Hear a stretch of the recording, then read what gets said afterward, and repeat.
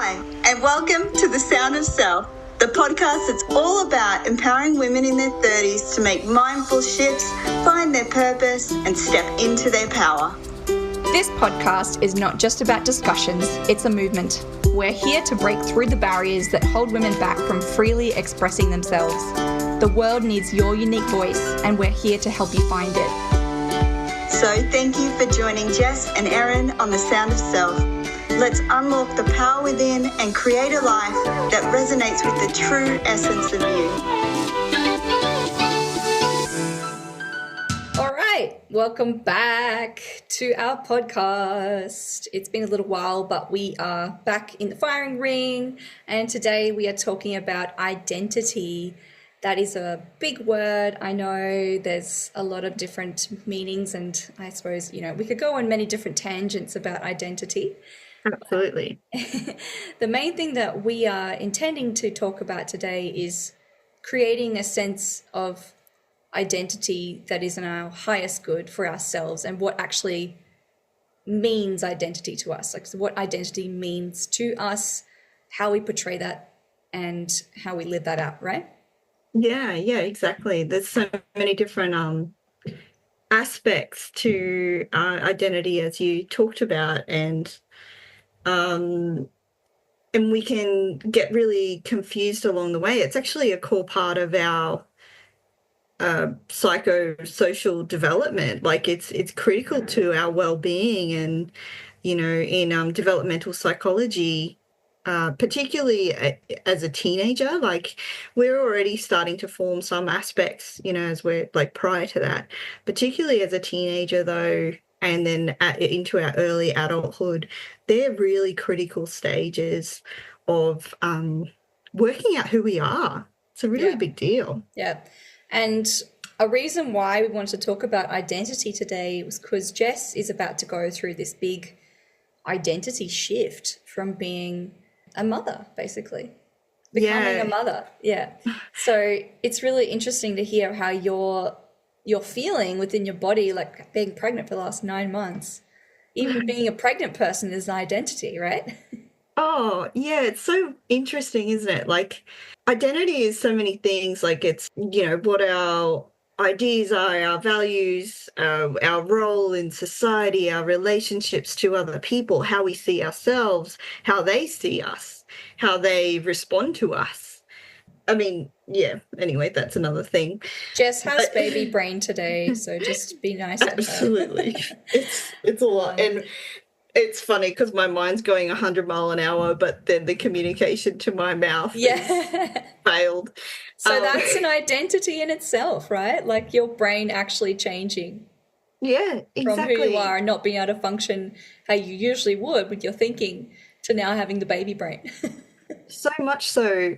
Probably like really big aspects for me have been, I've been so career focused for the majority of my young adult life. Yeah. I can't keep saying that for a long time, but still saying that at the moment.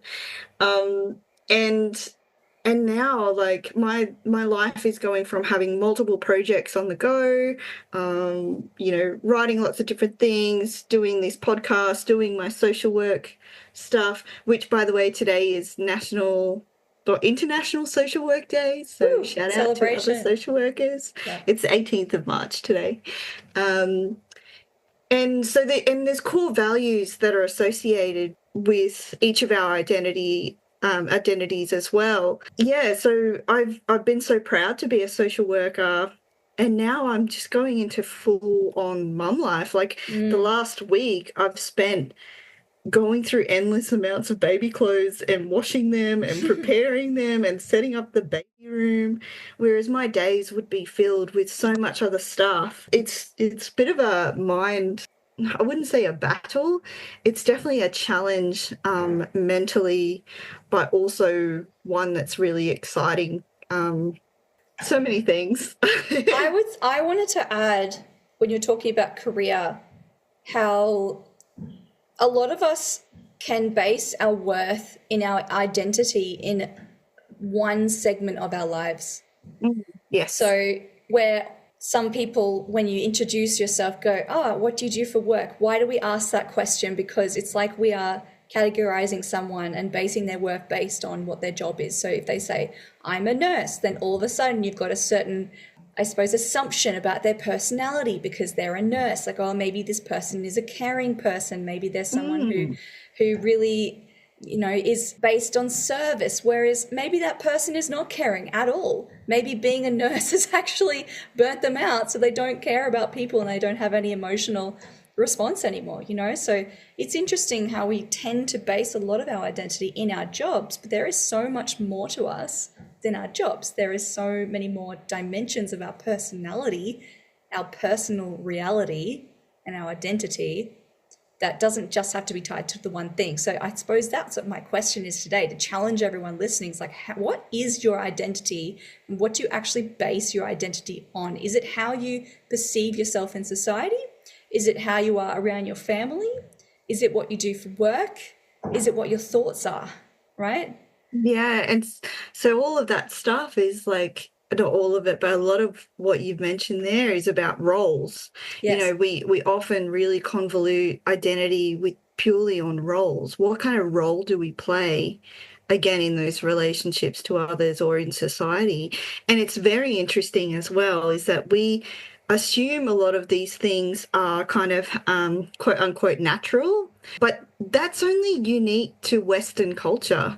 In other like Indigenous cultures and Eastern cultures, identity is actually quite different. So in Australia, we have more than 300 languages and Indigenous languages for the Australian Aboriginals. And so they all have their unique cultural values and identities and things like that as well. But often what you hear, you don't hear them necessarily asking what you do for work. They ask, where are you from? Who's your mob? Yes. Like, what family or who are you connected to? Where do you belong? Where do you fit? And in other collectivist cultures, it is about your role in the family and that, like, not about work necessarily. It made me think of the Chinese Asian culture where they tend to think of themselves as a collective rather than one person. So it's more like instead of what's in it for me, it's like what's in it for the collective, which is a totally different version of how Westerners tend to think, where we're going, oh, what's in it for me? Like, what's the best for me rather than what's the best for my community, right? Yeah, very individualistic. Yeah. Yeah. So this is another part of our identity, is how we are, we could say, conditioned or raised in the environment that we're in, and the cultural identity around that, which we could go down a whole different road with cultural identity, because I know there are many mixed cultures within Australia. And that is one of the beautiful things about being Australian, is that we do get to enjoy some of that. But even then, we are still a Western culture. So predominantly our identity is tied to our jobs in most of my conversations with people, as I find. So disclaimer there, not presuming that I know anything about other cultures, just saying this is what I've heard through my conversation so far. Yes. Yeah, me too. Yeah, exactly. And it's just interesting to, when we are taking that time to self-reflect, to really ask these questions that you're asking, Erin, like what do you base your identity from, and where does that come from, that assumption about who you are and what you're basing that on? Where do these assumptions come from? Yeah. Are they yours? And really, I think the main point of this whole conversation is to say that your identity does not always mean your worth. Right? So it's what you decide to put the focus on is where your own worth lies. And, you know, our podcast is called The Sound of Self.